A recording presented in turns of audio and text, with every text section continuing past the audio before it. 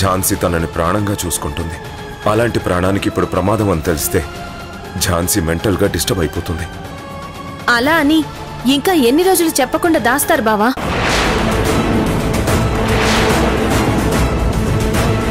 ఎందుకు ఎందుకు ఈ విషయం నా దగ్గర దాయాలనుకుంటున్నారో చెప్పండి.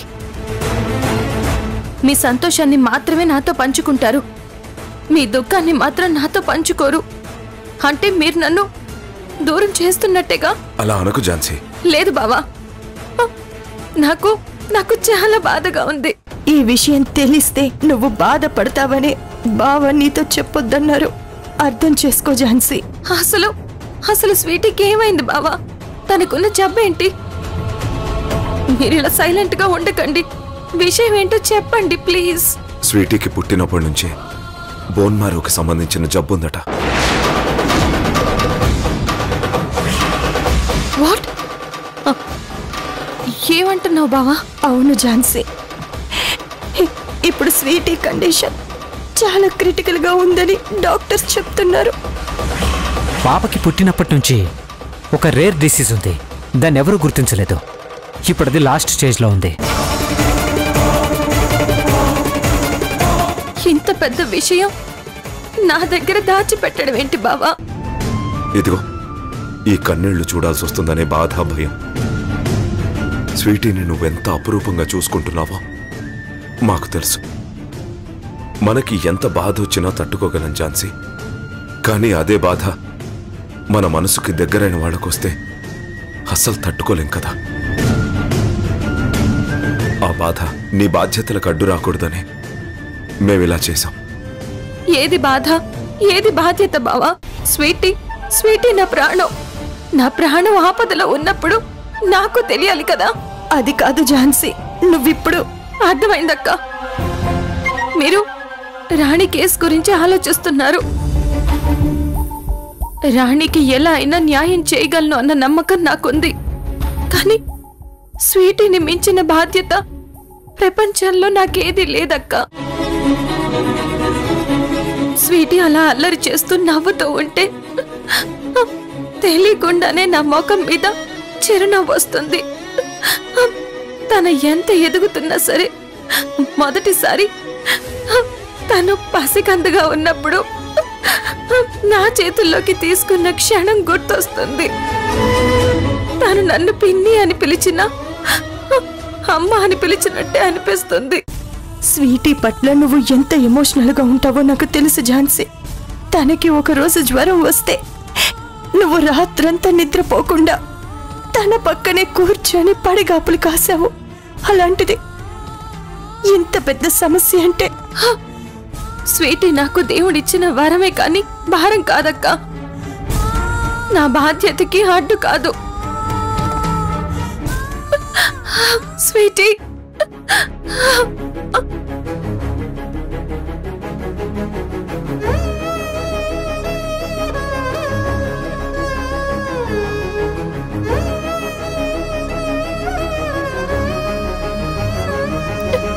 స్వీటీ,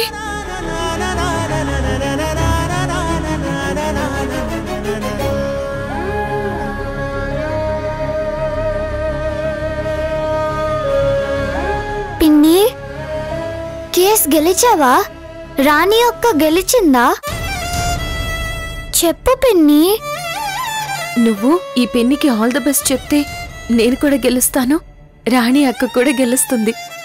ఓ అవునా? అయితే ఆల్ ద బెస్ట్ పిన్ని.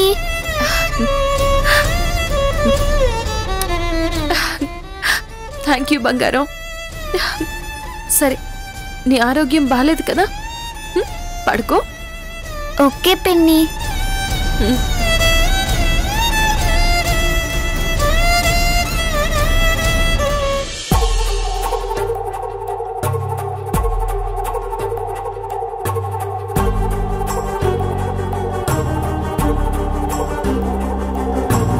ఎక్స్క్యూజ్ మీ, డాక్టర్ గారితో మాట్లాడాలి. కాసేపు వెయిట్ చేయండి. నేను అపాయింట్మెంట్ తీసుకున్నానండి. వాళ్ళందరూ కూడా అపాయింట్మెంట్ తీసుకున్నారు. డాక్టర్ గారిని కలవడానికి ఒక విఐపి వస్తున్నారు. ఆ మీటింగ్ అయితే గాని డాక్టర్ గారు ఎవరిని కలవరు.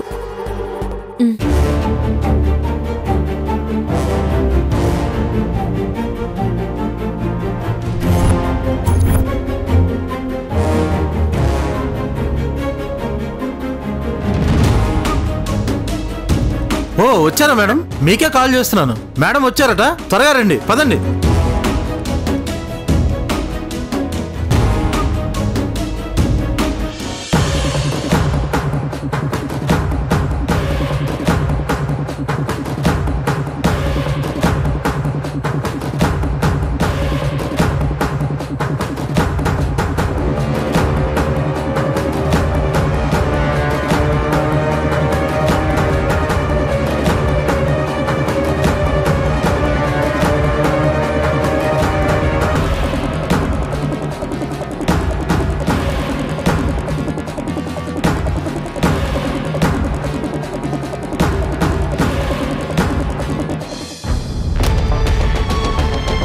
డాక్టర్, మేడం వచ్చారు. Hello. Hello madam. Hello doctor. Hello ma'am. Hi. Please SIT.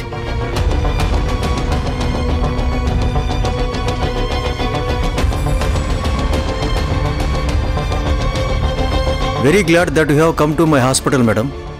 It's my pleasure. Thank you madam.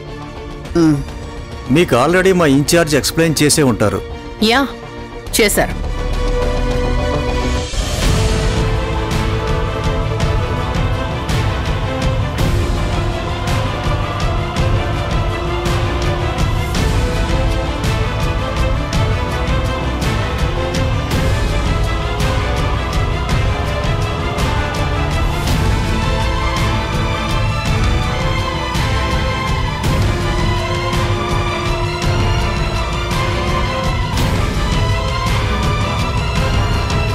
Okay doctor, you send me rest of the documents and మిగతావి మా రంజిత్ వచ్చి చూస్తాడు. Okay madam. Okay ma'am. Right, I'll make a move doctor. Thank you madam. Thank you. Thank you madam.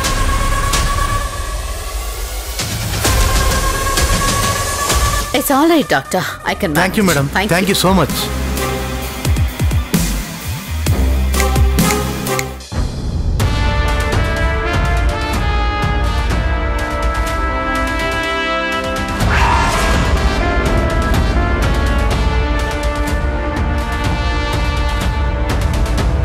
ఏంటి, డాక్టర్ని కలవడానికి వచ్చావా? కానీ doctor నన్ను కలవడానికి వెయిట్ చేశారు. మన లైఫ్లో అత్యంత విలువైంది ఏంటో తెలుసా ఝాన్సీ? టైం.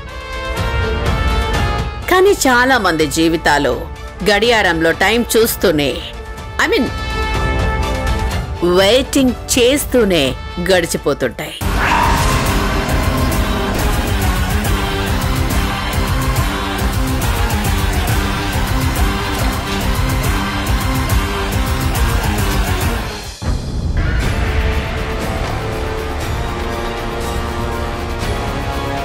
డాక్టర్, నేను స్వీటీ వాళ్ళ పిన్ని ఝాన్సీని. కాల్ చేశారు కదా, కూర్చోండి. డాక్టర్, పేషెంట్ స్వీటీ వాళ్ళ పిన్ని. ఓకే, చూడమ్మా, స్వీటీకి బోన్ మ్యారోకు సంబంధించిన డిసీజ్ ఉంది. అది వెంటనే క్యూర్ అయ్యే ఛాన్సెస్ లేవా డాక్టర్? లేదండి, నేను ట్రీట్మెంట్ ప్రొసీజర్ అంతా రాకేష్ గారికి ఎక్స్ప్లెయిన్ చేశాను కదా. పోనీ ఎవరైనా స్పెషలిస్ట్ డాక్టర్ని పిలిపించమంటే పిలిపించండి డాక్టర్. లేదంటే వేరే స్టేట్లో హాస్పిటల్కి ఏమైనా తీసుకెళ్లాలా?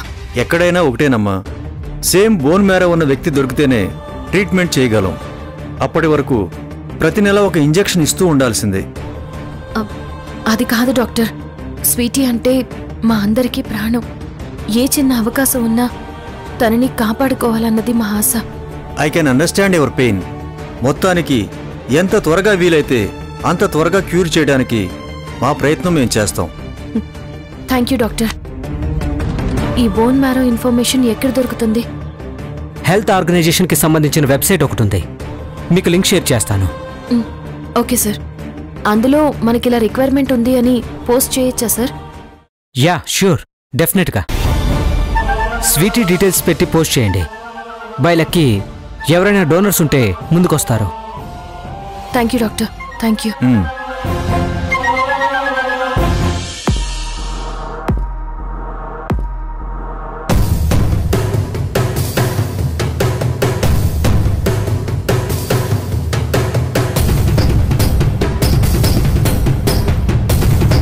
Start the session PP garu. Yes your honour.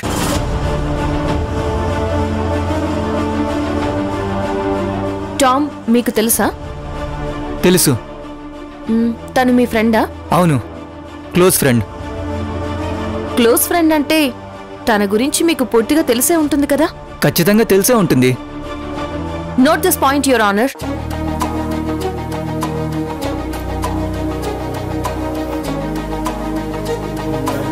Okay, ఆ రోజు మీ ఫ్రెండ్ టామ్ కార్లో మీరు కూడా ఉన్నారు. రాణిని కార్లో ఎక్కించుకుని మీరు ఎక్కడికి తీసుకెళ్లారు? తనని ఏం చేశారు? ఆ రోజు అదే ఆ రోజే ఏం జరిగిందో చెప్పండి. నాకు గుర్తు రావడం లేదు మేడం. అంటే మీకేదైనా మతిమరుపుందా?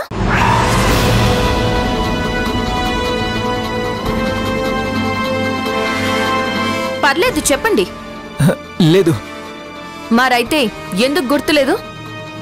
ఎందుకంటే ఆ రోజు నేను డ్రింక్ చేస్తున్నాను కాబట్టి. డ్రింక్ చేస్తే జరిగింది మర్చిపోతారా?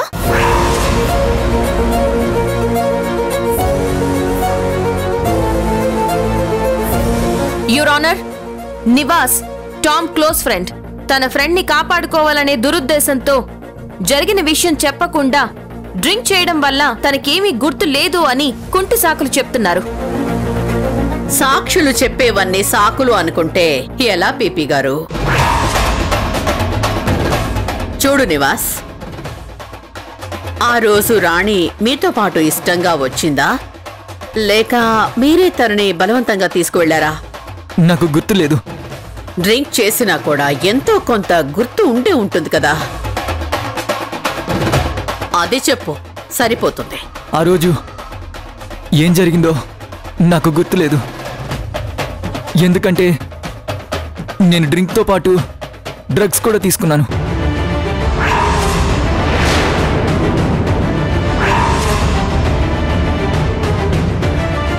వాట్? డ్రగ్స్ తీసుకున్నావా?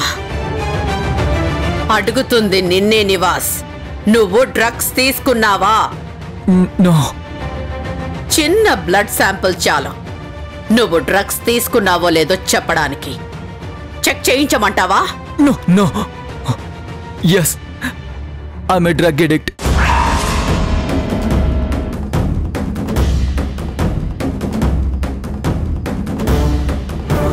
ఆ రోజు నివాస్ మాత్రమే కాదు యురానా, రాణి కూడా డ్రగ్స్ తీసుకుంది.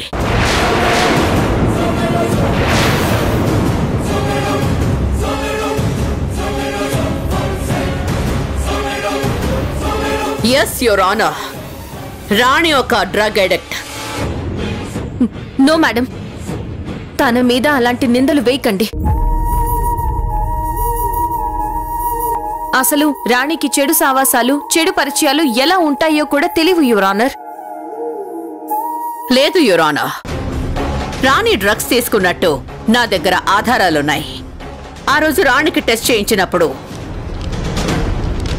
ఈ టెస్ట్ కూడా చేయించాను యువర్ ఆనర్. మీరొకసారి టెస్ట్ రిపోర్ట్స్ చూడండి.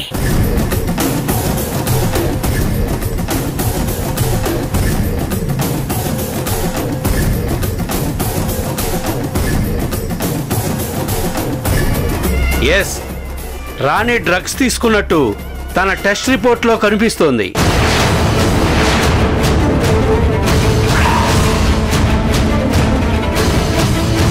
నో యువర్ ఆనర్, అదంతా ఫేక్.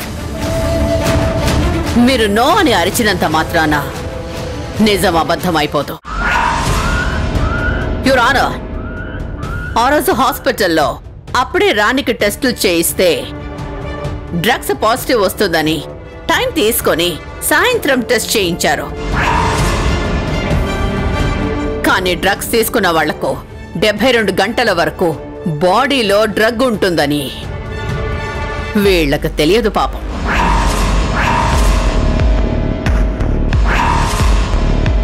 యువర్ ఆనర్, ఈ కేసులో నిజానిజాలు మీ ముందు పెట్టాను. మీ జడ్జిమెంట్ ఏమైనా మేమందుకు సిద్ధంగా ఉన్నాము.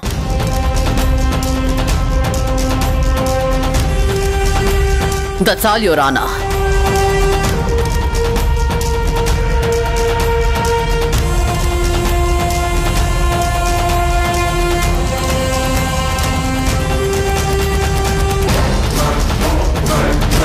ఝాన్సీ గారు, నివాస్ డ్రగ్స్ తీసుకుని ఉండడం వల్ల తనకేమీ గుర్తులేదంటున్నాడు. రాణికి డ్రగ్స్ అలవాటు ఉన్నట్టు రిపోర్ట్లో తేలింది. దీనికి మీరేమంటారు? నో యువర్ ఆనర్, దీని వెనక ఎవరో ఉన్నారు. టామ్ని ఈ కేసు నుంచి తప్పించాలని ఇలా చేస్తున్నారు. Objection your honour. A evidence లేకుండా నా క్లయింట్ని దోషి అనడం కరెక్ట్ కాదు. తను నిర్దోషి. అర్థం లేని కేసు టేకప్ చేసి ఎంతో విలువైన కోర్టు సమయాన్ని వృధా చేసినందుకు గాను పబ్లిక్ ప్రాసిక్యూటర్ గారికి జరిమానా విధించవలసిందిగా నేను కోరుతున్నాను యువర్ ఆనర్. ఇది అర్థం లేని కేసు కాదు యువర్ ఆనర్. ఇలాంటి కొన్ని వందల కేసులు తీర్పు కోసం పడిగాపులు కాస్తున్నాయి. మనమందరం మహిళా సాధికారత గురించి మాట్లాడతాం. అన్ని రంగాల్లో మహిళలు ముందుకు రావాలి అని రిజర్వేషన్ కల్పిస్తాం. మహిళల స్వేచ్ఛ గురించి స్పీచ్లు ఇస్తాం. కానీ నిజంగా ఆడవాళ్ళకి స్వేచ్ఛ దొరుకుతుందా?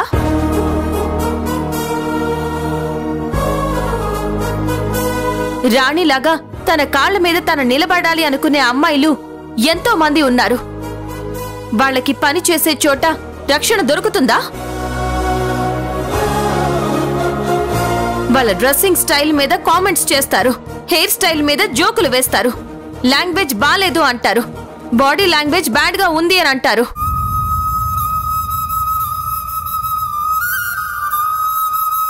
మనం పుస్తకాల్లో చదివాం, స్వతంత్రం ముందు బ్రిటిష్ వాళ్ళు మన ఆడవాళ్ల మీద ఎన్నో అఘాయిత్యాలు చేశారు అని.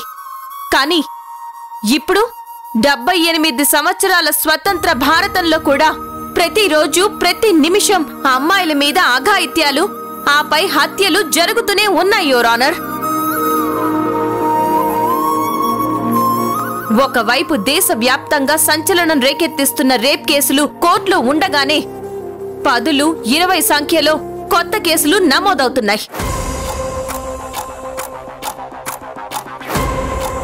ఇలాంటి పరిస్థితుల్లో ఒక అమ్మాయి తన క్యారెక్టర్ గురించి పబ్లిక్ లో పిచ్చి కూతలు కూశారు అని తెలిసినా, తన మానం గురించి టీవీలో లైవ్ డిబేట్లు పెట్టారు అని తెలిసినా, తను న్యాయం కోసం కోర్టుకు వస్తే ఇది అర్థం లేని కేసు అని కొట్టిపారేయడం ఏమాత్రం కరెక్ట్ కాదు యువర్ ఆనర్.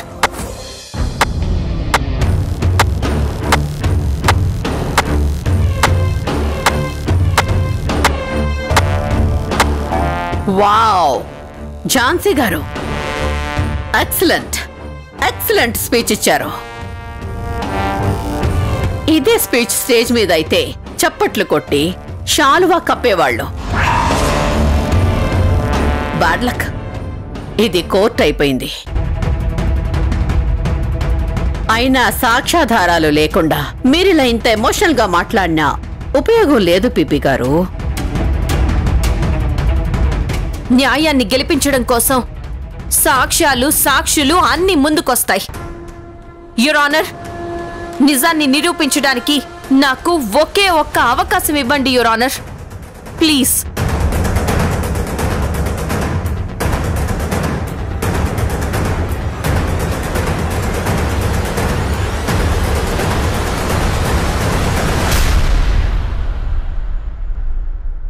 ఈ కేసుని మరో సెషన్కి పొడిగించడం జరుగుతుంది. అలాగే డ్రగ్స్ తీసుకోవడం నేరం.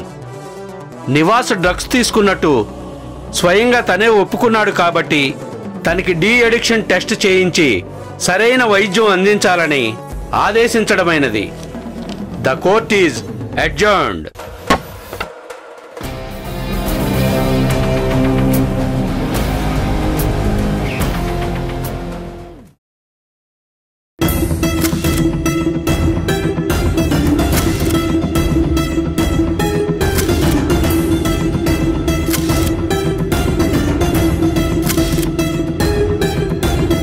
It's okay, thank you. Yes madam, మీరు ఈ కేసు టేకప్ చేయడానికి రీజన్ ఏంటి? రాజేంద్ర గారు ఇచ్చే డబ్బుకి ఆశపడి నిందితులకి సపోర్ట్ చేస్తున్నారా?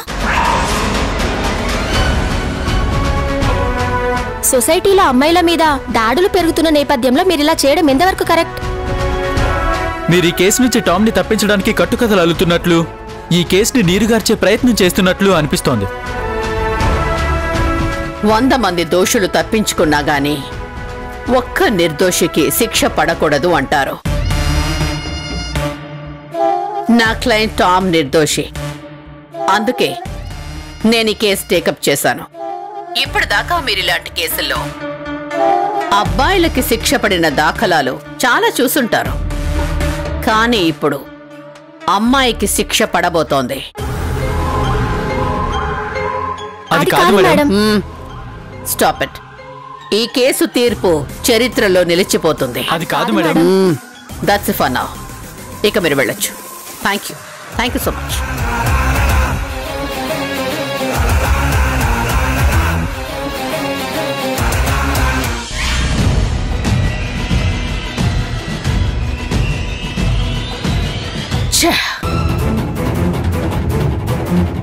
ఈ రోజుతో ఈ కేసు క్లోజ్ అవుతుంది అనుకుంటే మళ్ళీ వాయిదా పడింది. అస్సలు ఎక్స్పెక్ట్ చేయలేదు ఇలా జరుగుతుందని. మేడం, మీడియా వాళ్ళకి ఏదో చెప్పి పంపించారు. మరి నా సంగతి ఏంటి మేడం? నా కొడుకును మీరు ఎలా కాపాడతారు? మీకు కూడా అదే చెప్తున్నాను రాజేంద్ర యాదవ్ గారు. ఎలాగైనా సరే మీ కొడుకు నిర్దోషి అని నిరూపిస్తాను. మేడం, సాక్ష్యాలన్నీ ఒక్కొక్కటిగా వాళ్ళ చేతిలోకి వెళ్ళిపోతున్నాయి. నాకు చాలా భయంగా ఉంది మేడం. నా కొడుకు జీవితం మీ చేతుల్లో పెట్టాను మేడం. రాజేంద్ర గారు, మీకు ఎలాంటి భయాలు అవసరం లేదు. ఒక్క గోల్ చేసినంత మాత్రాన మ్యాచ్ అయిపోయినట్టు కాదు. ఇప్పుడు కేసు పబ్లిక్ అయిపోయింది. నేను ఈ కేసు మీకోసమో టామ్ కోసమో గెలవడం కాదు, నా కోసం గెలుస్తాను. ఆ ఝాన్సీకి ఇంకో అవకాశం ఇవ్వను. నెక్స్ట్ సెషన్లోనే ఈ కేసు క్లోజ్ అయిపోతుంది. Ranjit, yes madam. Note on the points.